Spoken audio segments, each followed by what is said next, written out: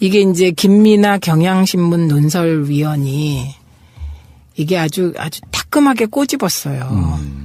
청와대 오찬이 열리던 시간, 방학 맞은 어린이들 중에는 끼니를 걱정하는 아이들도 있었을 거다. 우리 결식아동들 있죠. 예, 경로당 어르신들은 전기료 염려에 에어컨을 끄고 부채로 땀을 식혔을지 모른다. 프랑스의 미식가 브리아 사바랭은 그대가 무엇을 먹는지 말하라. 그러면 나는 그대가 누군지 말해보겠다.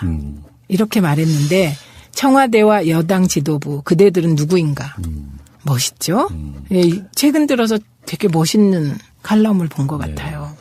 이게 조선시대의 왕도 네. 이런 한여름 혹석이라든지 봄철에 먹을 게 부족하고 이럴 때는 반찬 가짓수를 줄였다는 거 아닙니까?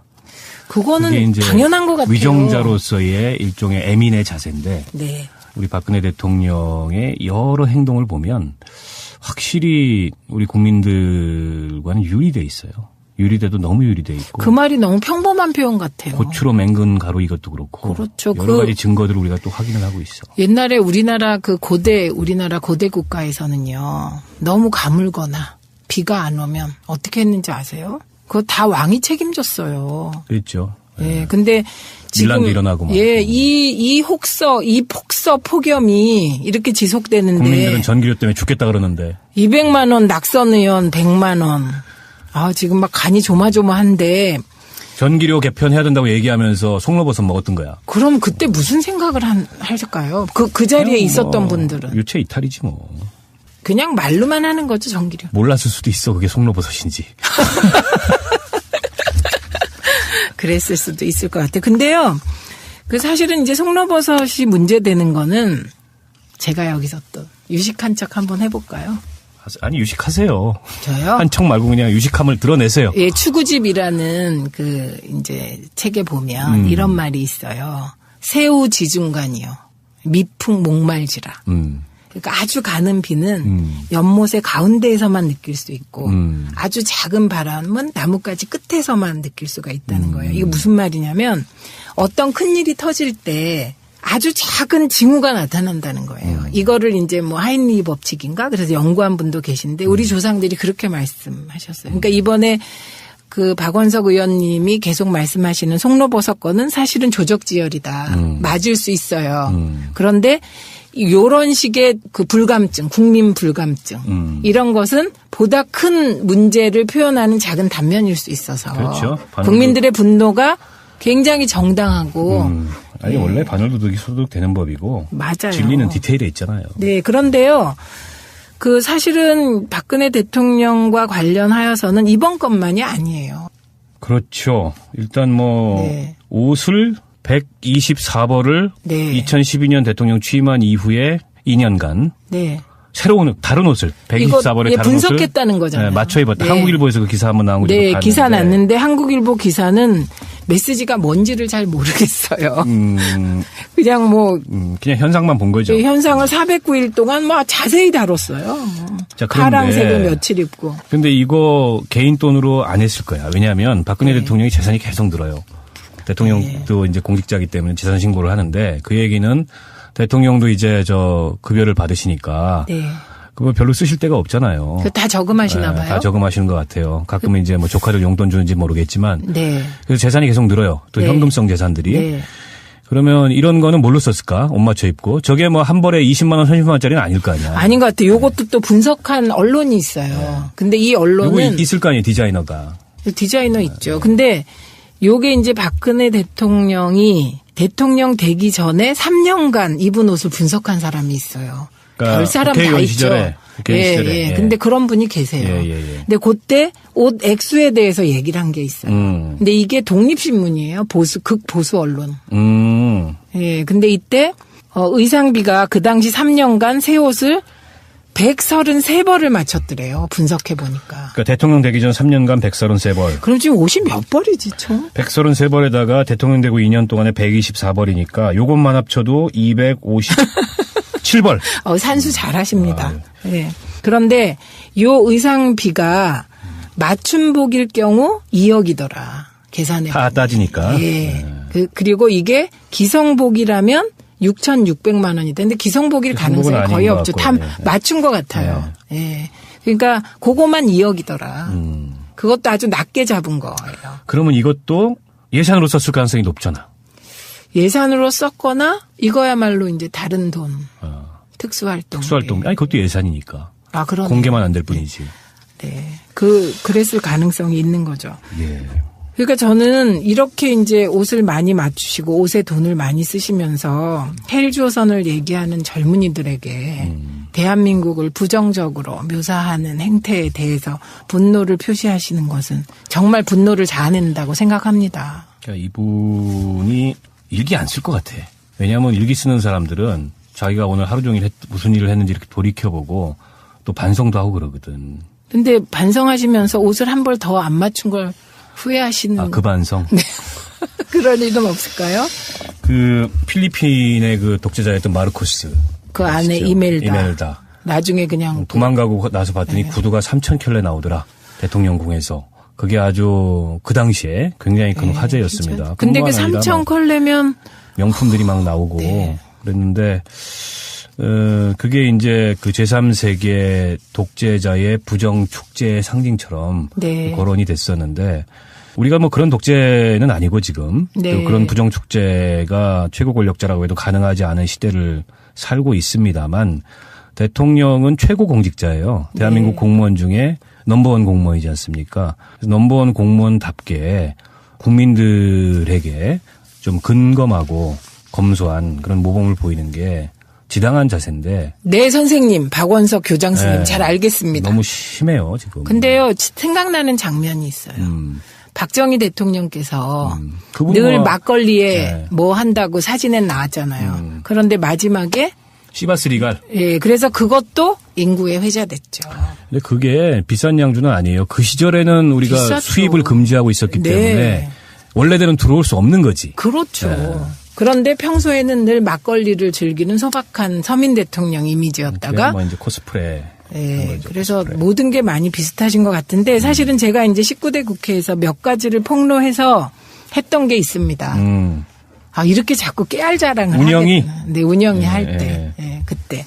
그래갖고 제가 그 부속실 몰래카메라로 제2부속실을 폐지했다고. 지금 보도자료를 3개를 갖고 나오셨어요. 아, 이게 제목 좀 읽어봐 주세요. 본인이 하셨던 거 뭐 외워야지 이걸 보도자료 3개를 갖고. 아니, 그래도 너무 많아서요. 첫 번째, 이재만의 수상한 청와대 물품 관리 뭘 감추려나. 네, 그거. 그다음에 제2부속실 몰래카메라 왜 구입했나. 요것 좀 읽어주세요. 청와대 지금 불신과 감시 권력 암두에 늪에 빠져 있는 건가. 네. 청와대에서 자체 감시하려고. 왜냐하면 몰래카메라가 부속실에 있을 이유는 없어요. 부속실은 이제 대통령님을 그러니까 뭐랄까 시중드는 곳이거든요. 집사죠, 집사. 예, 그런데 거기에 몰래카메라가 있다는 건 누구 찍는 거예요? 청와대 3급 행정관이 대통령 개인 트레이너. 이건 뭐 유명한. 네, 윤전추 행정관 얘기였고요.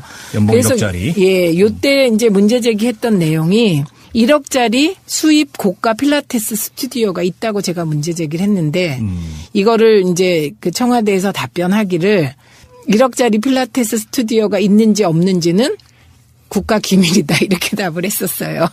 그런데 제가 이후에 조달청에서 이 자료를 받아보니 있더라고요. 그래서 사실로 다 판명된 거고요. 그다음에 제가 요거 이재만 비서관의 수상한 청와대 물품 관리 요거를 지금 가지고 나온 이유는 이때 이제 제 의도와는 달리 저는 이제 이거 제대로 관리 안 했다 그랬는데 의도와는 달리 가장 주목받았던 게 90만 원짜리 휴지통이었어요. 90만 원짜리 휴지통은 뭘로 만든 거죠? 그 수입한 건가? 모르겠어요. 90만 도금했나? 원이 금으로 도금했나? 90만 원 이런 거 폭로했던 거고요. 그다음에 아주 고급 침대가 몇 개 있었어요. 네, 뭐 600 몇십만 원짜리 네, 침대가 그게 있고. 한 세트가 아니라 몇 세트가 있었어요. 그래서 이거 누가 쓰냐 이런 문제 제기를 했었는데요. 대를 이은 서민 대통령 부녀 대통령이잖아요. 그런데 이제 서민 대통령 박정희 대통령은 이제 시바스 리갈로 우리에게 실망을 안겨줬고요. 그다음에 그 박근혜 대통령께서는 사실은 이런 자료들. 아니 근데 박근혜 대통령은 그 서민이 아니에요.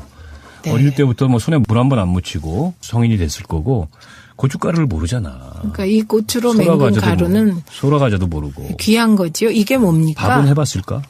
궁금하죠. 네. 미국에서는 대통령 그 백악관에서 공식 연회를 제외하고는 네.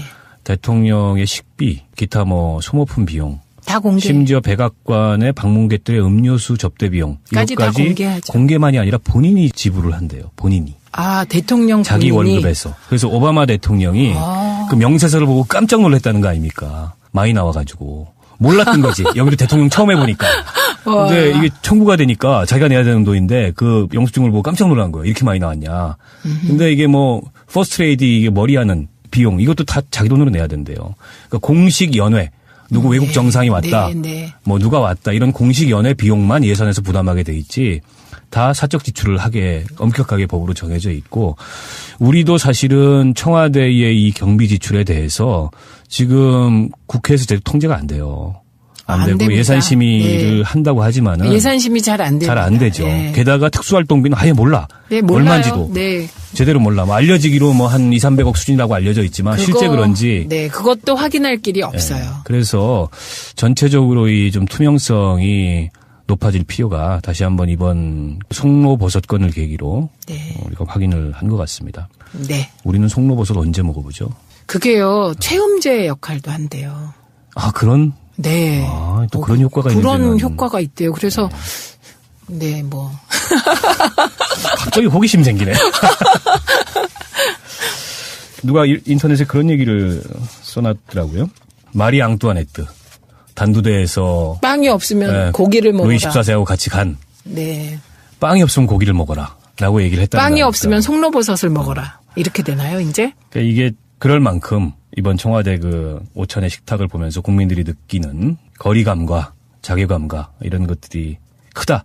이런 민심의 목소리를 좀 박 대통령과 청와대가 좀 들었으면 좋겠다. 네, 박근혜 대통령께서는 그 헬 조선이라는 신조어를 만들 수밖에 없는 청년들의 현실, 정말 밑바닥 서민들의 현실을 자꾸 혼내지 마시고 좀 잘하십시오.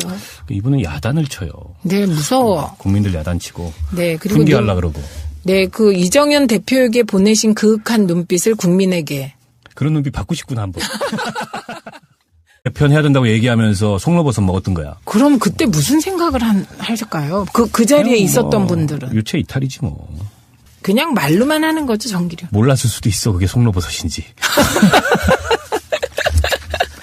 그랬을 수도 있을 것 같아요. 근데요, 그 사실은 이제 송로버섯이 문제되는 거는 제가 여기서 또 유식한 척 한번 해볼까요?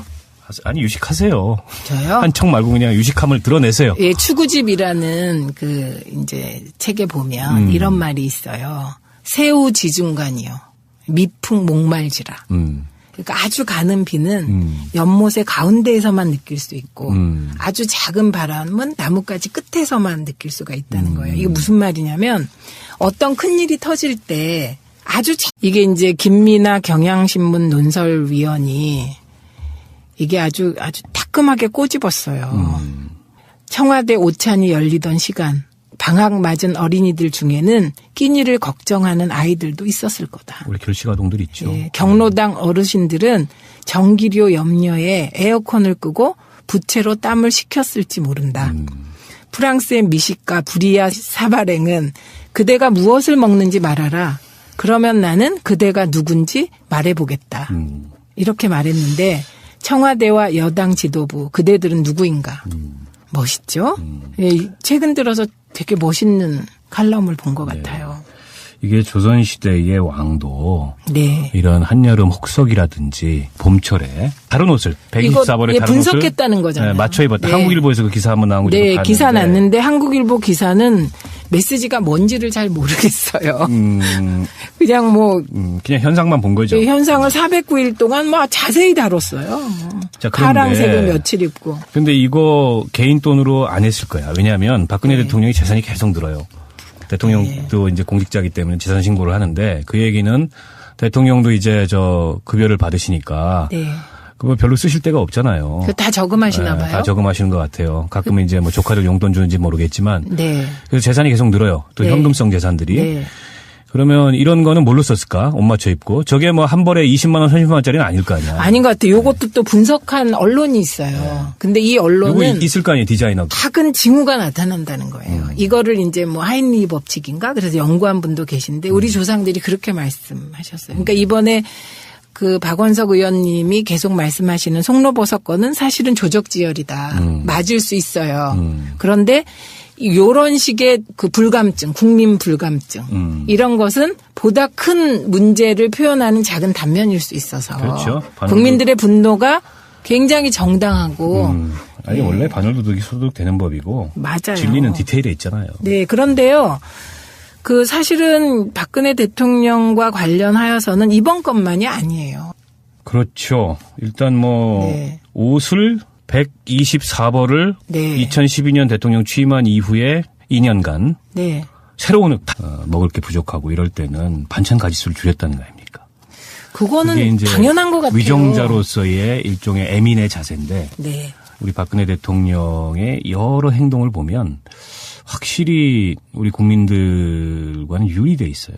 유리돼도 너무 유리돼 있고. 그 말이 너무 평범한 표현 같아요. 고추로 맹근 가루 이것도 그렇고. 그렇죠. 여러 가지 증거들을 우리가 또 확인을 하고 있어. 옛날에 우리나라 고대 국가에서는요. 너무 가물거나 비가 안 오면 어떻게 했는지 아세요? 그거 다 왕이 책임졌어요. 그렇죠. 예. 근데 지금 밀란도 일어나고 막. 예, 이 폭서 폭염이 이렇게 지속되는데 국민들은 전기료 때문에 죽겠다 그러는데 200만 원 낙선 의원 100만 원. 아, 지금 막 간이 조마조마한데 전기료